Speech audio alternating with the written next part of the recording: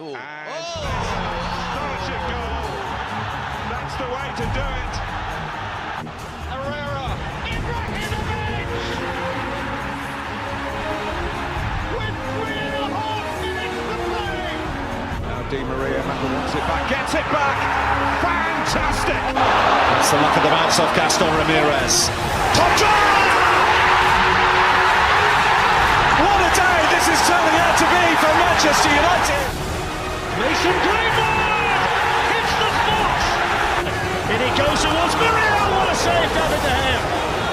Brilliant save.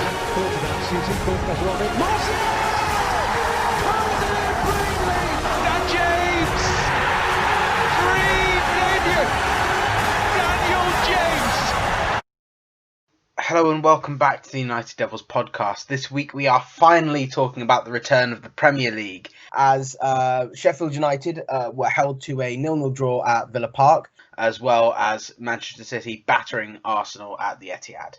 But first and foremost, we will be talking about United's return to the Premier League, of course, away to Spurs on Friday, followed by a midweek game at home to Sheffield United. With me today, I welcome back Jayson, and we'll ask you, how happy are you that the Premier League is back? I think I tweeted this the other day, or as part of that the points prediction article that we did, that if you told me that we would be talking about, an upcoming fixtures for Manchester United, I definitely thought we were going to be talking about 2020, 2021, not finishing out this season. So I'm amazed that we're actually getting a chance to finish this season out. So I'm pretty excited. How about you? Yeah, absolutely. I watched parts of the Sheffield United game. I watched the whole Man City game, obviously doing the watch along. But it doesn't even come close to United coming back tomorrow. So I'm really excited. Yeah, it's incredible. It really is. I mean, I was saying, from a points perspective, from a season perspective, it might have been good for the season just to end, being that fifth place might have gotten Premier League, might have gotten Champions League, but ultimately you'd rather see the games, of course. Absolutely, yeah. And we will be seeing them commencing tomorrow. Obviously, United's starting their campaign again with an away trip to Spurs. The first time they will actually be at the new Tottenham Hotspur Stadium. Yeah. Added little wrinkle for sure. Absolutely, yeah. Obviously, they did delay it for ages, but it's now finally here. The last time United played Spurs away from home, they won 1-0. Marcus Rashford goal was enough to see United through.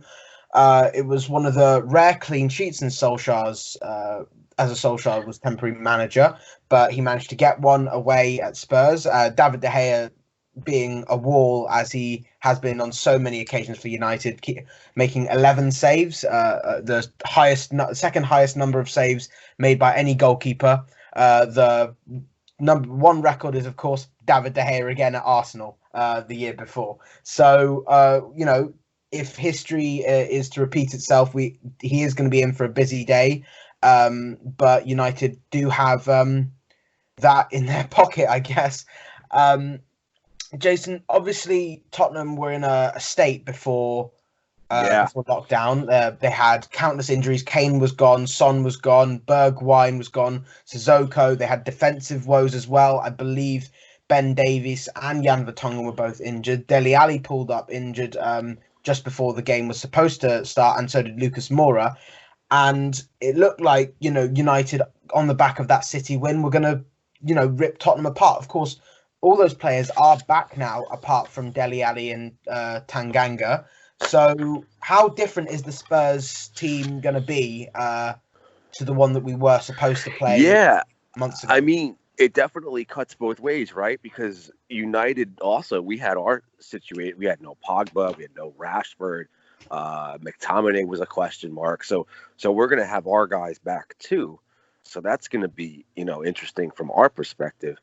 But I definitely was hoping, before the shutdown happened that we would play that match, because it definitely seemed to line up for United to be able to play against a very depleted roster for Spurs, but not just a depleted roster, but we were starting to get the unrest between the front office and Mourinho was starting to kind of look bad there, and so it definitely looked like a situation. But a part of me too at the time was concerned, because don't you feel like that happens all the time in football as well, like where everything looks like it should go one way and it just goes completely another way. and you get a situation where some player who hasn't played in months all of a sudden is just dominating a game or something.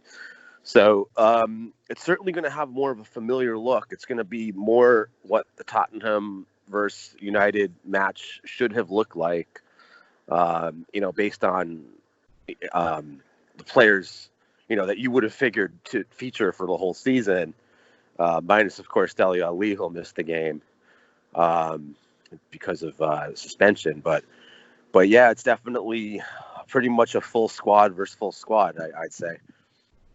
Yeah, exactly. Yeah.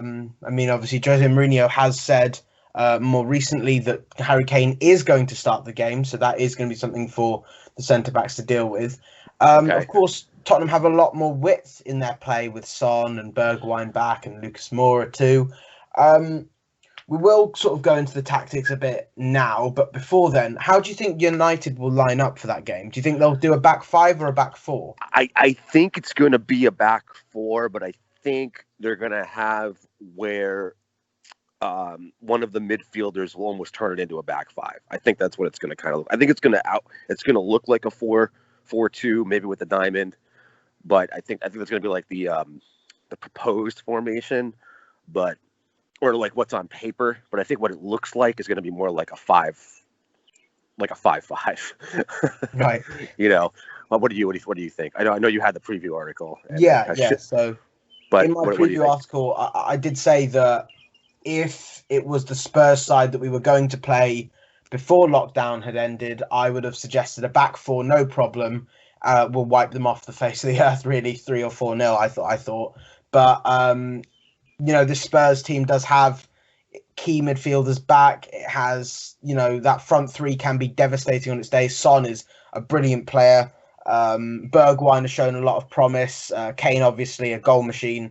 And Lo Celso is starting to look like the player they signed in January. And so I would think that United should use a back five, counter, and then use that pace up front to, just get through that Tottenham back four, because it is weak and it is slow. Yeah, I guess the question is whether Williams will play or not. I guess that's basically the question. What it boils down to, because it's going to have to be Maguire. That's obviously going to be the starting back line with that, right? And then you'd figure Wan-Bissaka, he's got to play. So that's two of your back line. It looks like I would say Lindelof, right? Based on fitness, and then so that's 3. And then I would say Shaw was in very good form as well. I agree with those 4 definitely starting. I think you had that in the preview as well, right? I did, yeah. Those 4 guys. So then the question is whether you go with Williams or whether you go with someone like, if McTominay, now you're hearing McTominay is completely fit. I'm hearing, everything I read seems to contradict itself on McTominay, right? Yeah. So, I mean, that's basically the question, right? I guess it might boil down to just fitness. Like, if you're going to have to find a fit 11 to start the game, maybe you are right. It does become a back five. I'd be surprised. I don't really generally like back fives. I don't know how you feel about them. Are you, just aside from the game itself, like just generally speaking, is a back five something you promote or not really? Outside of in general, no. I do think with the issues we have had in midfield and the issues we have had defensively, it has worked at times. I think it's meant that Shaw can then venture forward without having to worry about tracking back, because obviously he has lost a little bit of pace when he was, after the injuries he's had this season and from countless seasons before. And it means that Brandon Williams can then tuck in and come back out. But Ideally, I'd like to see United always playing as a back four, because I do think that then we can utilise our attacks much better. And I think obviously, the spacing's better, right? With exactly, a back four. Yeah. And I think what happens with five is what I see with five. I like, theoretically, I like the idea of five, to backtrack a little bit, because ultimately it gives you more coverage at, where I've always felt that in football, it's easier to give goals away than to score them, right? So you have to start with the premise, in order to win a game, you have to start with the premise that you're not going to give away bad goals, because we've seen it all the time. Like a game where a team completely dominates, but they give up a stupid goal just because one guy, thinks someone's supposed to mark someone, but it was a zone marking, not man marking, and they make a mistake, and then a stupid goal happens, and then that's the deciding goal. And sometimes it wins a World Cup. You know what I mean? Happens all the time, right? Because it's the kind of game where you can, have like happened last time in Tottenham, where Tottenham basically completely dominated the match, but we got the result because De Gea made 11 saves, right? So I think ultimately, like you said, a back four makes more sense from a spacing perspective. But with the five, if they play it right, it almost becomes a four, right? Because it really, what ends up happening is Shaw basically becomes an attacking midfielder that just has more freedom, essentially. So, I guess, again, the simple answer to a long question is basically whether Williams plays or not. I think that's what it boils down to. I think if Williams plays, you can't really play him in the midfield. So I guess that's it on that. Yeah. I guess we will have to just see how Solskjaer lines up. Just quickly on your point of the last time United played away. To be fair, United were playing with Phil Jones, so I guess there is some explanation to that. And obviously, I believe Diogo Dalot at right back, who has obviously had his issues defending, and so that does explain a fair bit. But we will move on to sort of the tactics in the sense. So obviously we know that this Tottenham side can leak goals when it chooses to, and it chooses to more often than not. Obviously they are unbeaten in their not unbeaten, they are winless in their last 6 games, I believe. 3 games in the Premier League, 2 defeats and a draw, as well as 3 defeats, 2 in the Champions League, both to Red Bull Leipzig, obviously knocking them out on an aggregate of 4-0, and a defeat to Norwich in the FA Cup. While it technically ended on a draw, Tottenham did lose on penalties. Tim Krul, the saviour for Norwich. United obviously are playing Norwich in the quarterfinals, so it would have been Tottenham United again had the penalties gone in. It's been such an odd season, right? Don't you feel like United either plays Tottenham or Man City every single week? Doesn't it feel that way? Team. Yeah, we're right. One of those 3. Yeah, exactly. But yes, so Tottenham are obviously on a bad run. United obviously on a brilliant run, 11 games unbeaten, 2 goals conceded in that time. So how would you, if you were Solskjaer, how would you try and out-tactic Jose Mourinho? Well, it's going to be so interesting because generally speaking, when United plays away, almost under any manager, it's been the same type of look where we pretty much try to counter, use pace, defend, sort of rely on De Gea, and not sort of rely, definitely rely on De Gea, and hit him on a counter with the pace that we have. United has always been, even in the worst of times, blessed with pretty good pace on the wings. But the thing is, that's how Mourinho likes to play too. Even at home, we saw that when Mourinho was manager at United, we played a lot of games like that where we didn't really possess the ball much, and sometimes against very inferior competition that they played that way. So I think it's going to be kind of a battle of wills between which side stays more disciplined. And I think that's where United has a really big advantage. Yeah. Because with all the unrest at Tottenham, between I always blank on the name, the director of football there, Daniel Levy. Yes, him and Levy and Mourinho seem to butt heads. Yeah. Mourinho doesn't really have, like, he wants to play a counter-attacking defensive system, and he has attacking players who want to go forward and just forget about defending, but he wants to defend with guys who don't want to defend. So that's where I believe, because with Solskjaer, love him or hate him, and he's been so such a lightning rod, I feel like, with the fan base, where some fans have wanted him fired and hired, within sometimes 10 minutes of a game, right? Yeah. It's Ole in, Ole out within 5 minutes, right?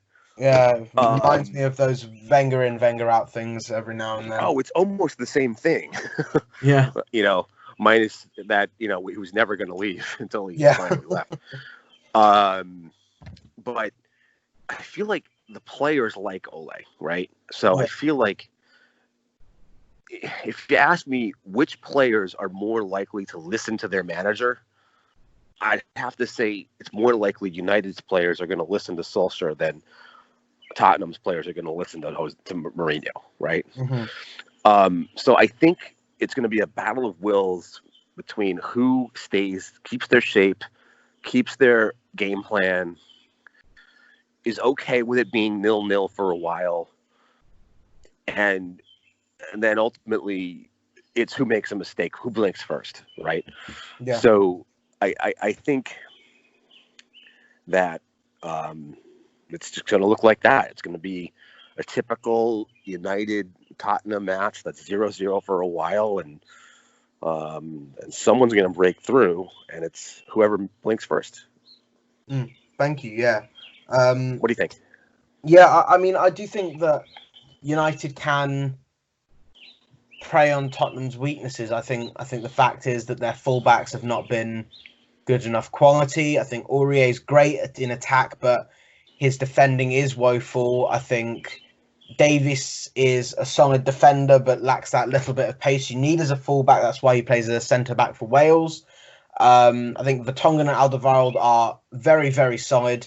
I think Alderweireld is probably one of the top 5 best centre-backs in the league. I think Vertonghen is solid, but I do think he's a bit dirty and clumsy and tries to get away with it by, being a little bit cynical and hoping he gets away with the foul. And I think that our players, Rashford, Martial, Dan James, they can, wreak havoc on them, because I think their pace is just going to be,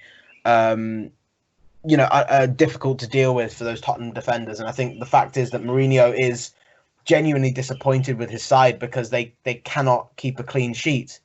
So I do think that that's going to be the way forward. Just keep giving the defence problems, and eventually they will break. And obviously either goalkeeper, Gazzaniga or Hugo Lloris have had issues, and they still make mistakes, even though one of them is a World Cup winning goalkeeper and the other's a young prospect, I guess.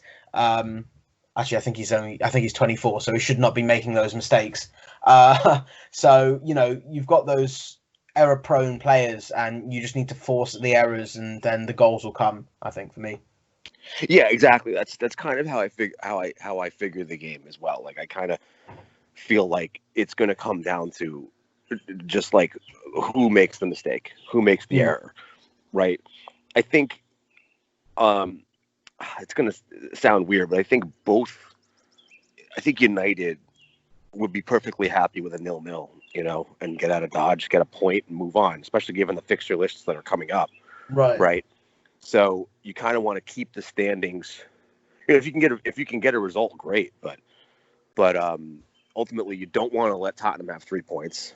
No, absolutely not. So you want to keep things kind of where they're at, and because it's really a race for 4th, right? I mean, we're not challenging for a title. We're not challenging for 2nd or 3rd, really. I mean, I guess theoretically we can get up there.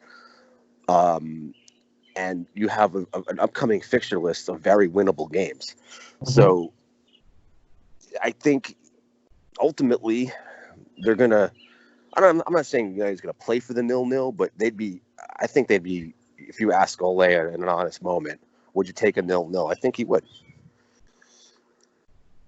Yeah, sorry. Yeah, thank you. Yeah, No problem. I think he probably would depending on the circumstances. I think he's obviously, he has said before that he expects his teams to win every game. He expects, of course, right, as United's mentality, obviously. But if things change and the game takes a turn where he can't quite control the play, can't control the result, in the sense that he can't, it's not in United's court to win the game or to get the points, then I think he will take the draw and then just move on to Sheffield United. Exactly. Obviously, a very good team, but they did give away a lot of chances for Aston Villa. We'll talk about that game now, actually.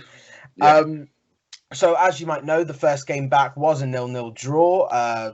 Aston Villa hosting Sheffield United, and Aston Villa created a lot of chances. Forstein Henderson, some good saves, really good saves at times.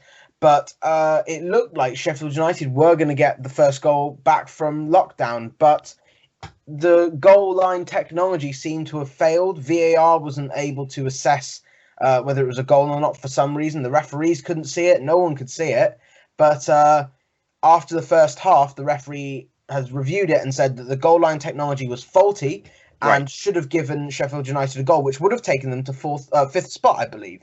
So it was massive. I mean, you're talking about a moment in time that could theoretically cost millions and millions of dollars and pounds. It's almost like I always joke that, the goal that Pogba scored in the Europa final years back was like worth, it made his contract worth it because of how valuable that goal was, sending them basically through the Champions League and how much money that means. This is a similar situation in how much money theoretically that decision on the goal line could cost Sheffield. A club like that making Champions League is huge for them. It's just absolutely massive for a club like Sheffield. And theoretically, I mean, there's a lot of time to make it up, but that could really cost them big time, especially against Aston Villa, a team you need to win if you're looking to really bank points. No disrespect to Aston Villa, but Sheffield was supposed to win that game. Yeah. And didn't. Got a draw. No, yeah, absolutely. Well, what would you I mean, obviously you'd feel aggrieved if it happened to your club because it should have been a goal, and obviously the technology was faulty. It has been replaced now and repaired. There seem to be no problems in the City Arsenal game. Let's hope there are no problems in the two games to come tomorrow. I believe it's United and obviously United Spurs, but before then it's Norwich City versus Southampton, and you hope for no controversies like that to occur in either games or for any of the other games to come. But that was a serious fault, and it cost 3 points for Sheffield United today, yesterday even. Let's hope that it doesn't go on. We'll move on to the next game that happened, Manchester City versus Arsenal. I don't know if you watched the game throughout, Jason, but there were two early injuries for Arsenal. I mean, obviously they named an interesting side. No Mesut Ozil in the team at all. We'll get to that later. But first, two injuries to Arsenal. Granit Xhaka came off after about a minute, and Pablo Mari came off after 25. David Luiz came on, and from that point, it went very, very south for Arsenal. Very bad, very quickly. Before I get to that, I just want to say one more thing on the VAR. What I don't understand is, yes, you've got the goal line technology, but it's like almost like they froze, right? Like you had replay. Yeah. So why not look at, like, it was obvious within a minute or two that there was a mistake made. Like, I don't understand why they're relying on the goal line technology. It's good to have, but why does that become the referee? That's my question on that. But yeah, moving on, like you said, to the Arsenal. Wow, that was just, I mean, to be honest, I tried to watch as much of that match as I could, but I was flipping between that and the Coppa Italia. So, because the Italia final was on I think ESPN, at least here. So they were on roughly the same time. So I kept flipping back and forth. And every time I flipped to the City match. It was another goal going in for City. Yeah, but once they brought Luis on, I mean, Twitter was all over Luis yesterday, rightfully so. He was just awful. The whole Arsenal side was just awful. They were completely outmatched. Arsenal was, once such a proud side, and then they've become, the true middle of the table club that just can't, compete with the top teams. And it was awful for them. I mean, it's a good result for us. We need these teams that are below us to keep losing so that we can, move up. And, if Arsenal did somehow get a shock result there, they would have been right on United's tails for the 5th and 4th spot. So, it's good that they lost. That's the that's the bottom, line for me. But yeah, they were just, I mean, from the moments I to be honest, I watched much more of the Italia because it was a much better game, much better. But it was just the game. The injuries definitely hurt Arsenal. But to be honest, do you think it would have played out any differently had they not had those early injuries? Yeah. Well, yes. I think Mari had looked good. I think he looked much more solid than David Luiz certainly did. I thought Mustafi looked actually really competent, which you don't often hear about him. But he did look competent. He looked solid. Bellerin looked lively. Tierney looked decent. Granit Xhaka was obviously a big loss for them in the midfield, but I think Ceballos did really well defensively and tried to get things going, but there was nothing really going forward. I think their attack was very static. I think Nketiah is a really good prospect, but is not quite there. I think he probably should have played Aubameyang up front because, honestly, Aubameyang's pace against an inexperienced centre-back partnership would have, caused havoc. So I think there were some problems. But I think ultimately, no, Arsenal probably wouldn't have made a difference to Arsenal. I think they still would have lost, but I think they would have kept some respect and a bit of honor, I guess, in that sense, because I think it would only be about 1 or 2-0. And it would have instead been hard of a 3-0 or maybe a 2-1 or something. Something like that, yeah. Yeah. But it was just hard. Yeah, it's bad for them. And ultimately, it's all, I mean, you don't want to ever really see Man City win if you're a United fan. But no. But ultimately, pile on the goal differential, 3 goals away, 3 goals minus. And, the loss for Arsenal. I mean, yesterday was actually as hard done as Sheffield was and as awful as it was to watch Arsenal. From a United perspective, the results were exactly what you wanted. Yeah, I mean, Sheffield getting a draw to Aston Villa. I mean, of course, you'd like to see them lose to Aston Villa, but that's not going to happen. And, Arsenal losing are good for the table for us. Absolutely. Yeah, it is really. I mean, it kind of just means that whatever Arsenal do, it doesn't really matter. And then they'll probably, when it gets to a point where they can't get to Champions League football and Europa League football looks too far gone, because I do think they'll get to that point. I think they'll then get to show some of their youth players and just basically say, this season's done. We'll call it quits. We'll start fresh next season. We'll get some players in, and then we'll see what we can do under the new manager. But obviously, there will be some players that aren't going to be there. David Luiz's future is obviously up in the air. Another player's future who didn't actually play at all was Mesut Ozil, as I said before. Not surprising. In the starting 11, not on the subs bench. Arteta said it was for tactical reasons, but you have 9 subs on that bench. I saw on Arsenal TV, they said, you have 9 subs on that bench. There's no space for Mesut Ozil. That's nothing to. I don't see how, arguably your best attacking player, or at least top 2 or 3, being on the bench makes any sense. I mean, being not in the squad makes any sense, from a tactical perspective. I don't know. That was fishy to me. That was surprising. I started scrambling all over the internet trying to figure out, did he do something? Was he suspended? Is something on his Twitter account? Is there something? Is he stuck in, Germany traveling or something? Like, what happened? But I don't know.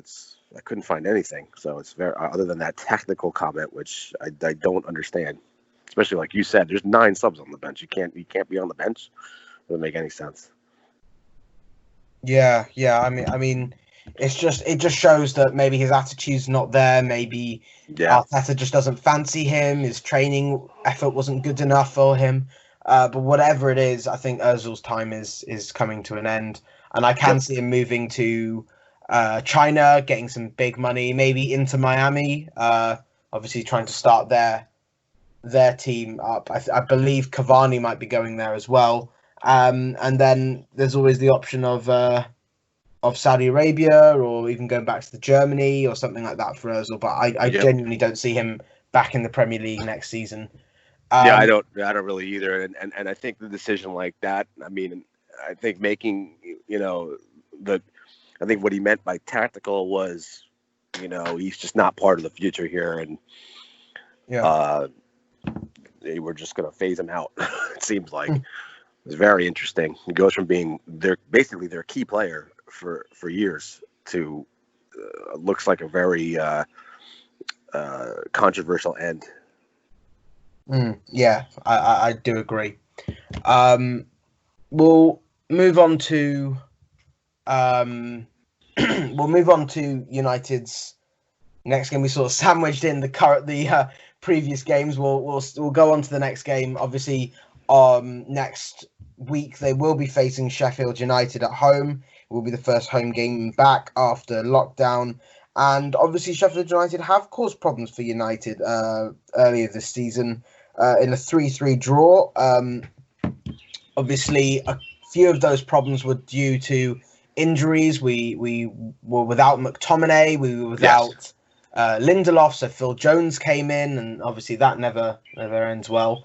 Nope, usually not. The attacking three looked really toothless, but then they managed to come back, and from 2-0 down, they made it 3-2, and then a controversial goal was given to Sheffield United, which I thought Ollie McBurney handled with the upper part of his arm, but I guess VAR saw otherwise and gave them the equaliser, and then United finished with a 3-3 draw, which was disappointing from coming, from 2-0 down to 3-2. But I mean, do you see the same kind of problem, or do you see it being a more cagey? I think it's going to be a much different match this time around. I think we haven't mentioned him at all this podcast, but I think Bruno Fernandes changes everything. And especially if he can somehow make it work with Pogba, which I'm just hoping.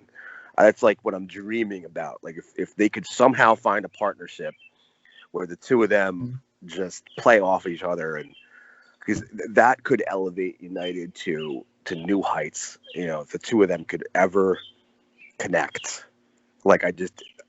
in my head, I just envision that, like look at these two guys, and they're all fist pounding each other and hugging it. You know what I mean? It's just like, oh, this duo, the two of them, big smiles. That's what I want to see. It's like hope against hope, right? But I honestly believe that the midfield just has been such a problem for United for the entire season, and really since Sir Alex left. But now, with it just changes. The game felt frenetic. That game just felt frenetic to me. It felt like there was never. I feel like if you can boss the midfield in a regular, in any soccer match, if you can boss the midfield, you can keep control of the game, right? That game felt like basketball. Like normally, if you're 1-0 up in a football game, like in soccer terms, that's a huge lead. Being up 1 goal, it's a big lead. Like it's not like American football where, okay, you're up a touchdown, they're going to come down and score a touchdown. Or in basketball where you're up by 10 points, like people say, oh, he blew a 10-point lead. It's like basketball, 10 points is not much. That's a few possessions. All of a sudden it's a 2-point game, right? But in soccer, if you're up a goal, like that should be, a substantial lead. Like if you gave a good soccer team a 1-0 lead going into every game, they'll win the league by 1,000,000 points, So, but in that game, it just was frenetic. It was just crazy. It was leaks everywhere. It was mistakes everywhere. Even when they went 3-2 up, you're like, well, this is not going to end 3-2. It's could be 4-2, but could be 3-3, could be 4-3 the other way. It was just nutso. But the having Bruno to settle things down and McTominay as well, I think it changes everything. I think it's going to be a much tighter game. I see United getting a result there. I think Sheffield is having a really good season. I think they're a very good team, but I still think United have more talent. So I see that being like a 1-0 or a 2-0 or a 2-1, something like that.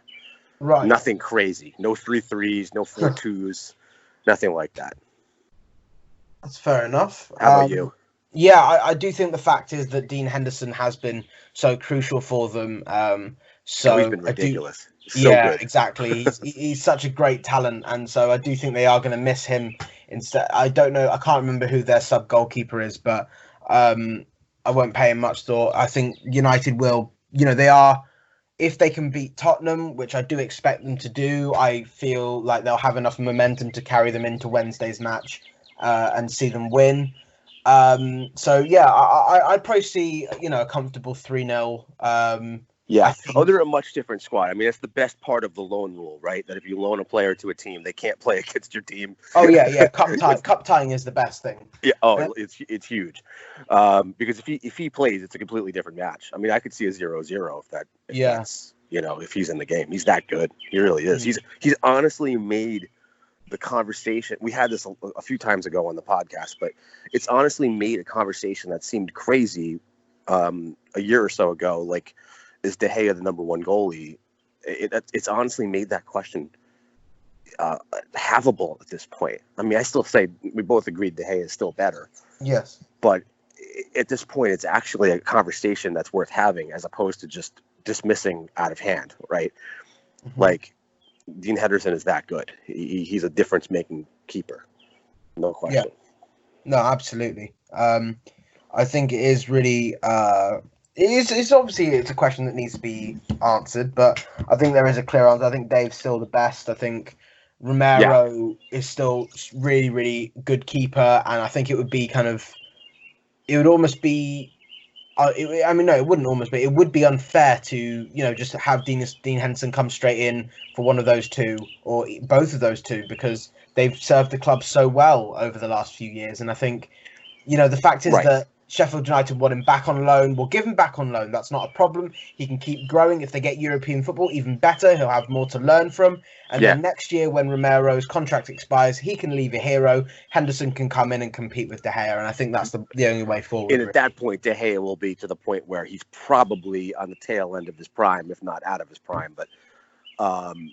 But yes, I mean, there's no question about it. I mean, from an England perspective, it's great. It's the best young keeper England's had in a very long time. Mm. Probably since Hart, I always felt just better than others.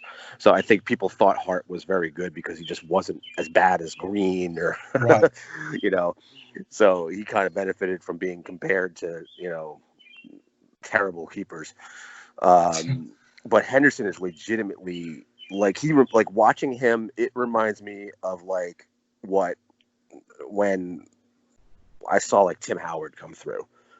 It's that type of talent where, for once on the international level, England might actually have a keeper that gives them an advantage in a match, as opposed to, okay, could he just not cost us the match? Because that's been a major problem. I mean, I still go back to that U.S. game in the World Cup a few years back. No, actually, a lot of years back now. The one against Belgium. Oh, yeah. Well, Howard's the way he played amazingly well, and just comparatively to the England situation, that match where Dempsey scored on Green, it was just a terrible goal for that draw. I mean, that should have been a 1-0 England win, and it's just awful. I mean, it's literally a training exercise shot that goes through, right? But now to have a guy like Dean Henderson who could literally be a game changer for England on the international level is very exciting. And to have the situation where you've got De Gea already there and Henderson behind him, that's incredible for Man United. Yeah, it is really. I mean, it's an exciting prospect that we don't have to worry about our goalkeepers for the next 10 years, it would seem. Yes, no doubt. Yeah, it is a really good position. Obviously, we'll have to see how things turn out in the next year. Obviously, Henderson looks like he's on a really fast upwards trajectory. De Gea looks like he is settling at this point, but obviously we don't know. He could. I mean, goalkeepers do have their prime a little bit older than most people. Obviously, Van der Sar was, I believe, 40 when he retired. Yeah. Schmeichel was about 38. So De Gea can keep going for a long period. Buffon's still here. He's believe 42, he's 41. right? Yeah, 41 or 42, yeah. something like that. Yeah, and he looked amazing yesterday. Yeah, he did. Unfortunately, obviously, couldn't save any of the penalties, but that's not the point. No, he was wonderful in the game. Napoli should have won that in regular time. Mm-hmm. But it was a wonderful game. And just briefly touching on yesterday's matches overall, like just seeing the Coppa Italia final and the Sheffield United game, like I wish I could keep those matches somewhere on a shelf somewhere for anyone who ever gives me a tweet on Twitter or a comment in a sports bar about, oh, how boring soccer, 0-0. I mean, those two matches were 0-0, but oh my gosh, were they exciting. Yeah. Like that's what people don't understand, that just see the score and go, oh, 0-0. Like, how is that exciting? It's like, well, watch this. Watch and learn, yeah. Yeah, those two matches for 0-0 were as exciting as anything I've seen in a long time. It's very true. And then a 3-0 can be relatively boring. Terrible. Yeah, absolutely. Yeah. Well, we've done our kind of analysis of those games. We've both predicted the Sheffield United game, but I believe we haven't actually done the Tottenham game. I was hoping you didn't notice. I predicted a 2-0, obviously in the preview, but what have you gone for? Yeah, I was going to say you're on record. I could have avoided the topic, but I got to do it now. I think I'm going to stick. I feel like I always predict draws, but I think this is really going to be a draw. I think this is going to be a 1-1. Okay. That's how I kind of see it. I kind of feel like maybe United will give one up, eventually breaking down after Tottenham wears them down, and then I could see Tottenham thinking they have the game won and just making a huge mistake and allowing us back in the match. So I'm going to go for a 1-1. Thank you. Yeah. As I said, I went for a 2-0 to United. I just think on the counter they are devastating. That's where they could win. United could definitely win on the counter attack. There's no question. Definitely. I do recall you saying 1-1 draw for the Manchester City game, and that turned out well enough. So yeah, no, I always go for draws. I don't know why. But it sounds like we both like the under 2.5 because they're both on 2 goals. Yeah, so, absolutely. There's your free betting advice for anyone out there. Very much so. Before we finish, there is there's one interesting thing that will be happening this weekend. Obviously that has been happening throughout the weekend. Obviously, as you might know, every player that plays, instead of their names on their shirts, instead it's been put as Black Lives Matter. Yes. Both teams, the officials, the staff, all took a knee just before kickoff. And there was a minute's silence, not only for the coronavirus, but for the people that have died during the riots and things like that. What's your take on this? It was particularly moving for me, but I was wondering how. Yeah, I mean, you have to say anytime anything comes together in a solidarity type moment is pretty interesting. I mean, I haven't seen you have to be moved by any time. I mean, because it's throughout the world, isn't it? It's in Germany, it's in America, it's in North America, it's in Canada, it's in England, it's everywhere. I mean, it's the first time I can remember in my life where everyone is on the same page. with something, at least outwardly. You know what I mean? So that's moving in and of itself. But in terms of the whole climate and the whole situation that's going on, it's far too complicated for this podcast. That's for sure, right? Yeah, I would say. But in terms of the solidarity, absolutely moving. You have to be amazed by that, considering how the world isn't united over anything, and this seems to be doing that, which is incredible. Yeah, 100%. I think it's really crucial that they've done this. I think it's brilliant, and it shows, like you said, it shows unity, which is incredible. That's the incredible part. Like, I never thought in my life I'd see many countries unified over something. That just doesn't happen, you know. Especially since it's been a problem for so long. Yeah, of course. Yep, exactly.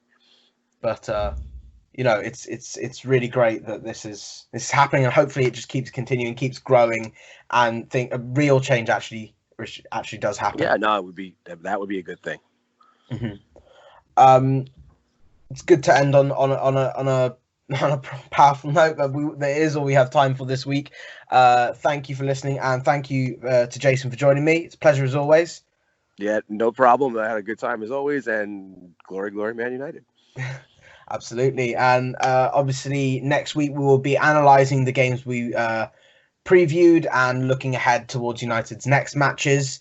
If you have any questions or any other topics you would like for us to cover, then please comment below on the YouTube video or on the Twitter or Facebook post. And if you enjoyed this, please like this video, subscribe to our channel, and follow us on Twitter for all of our content.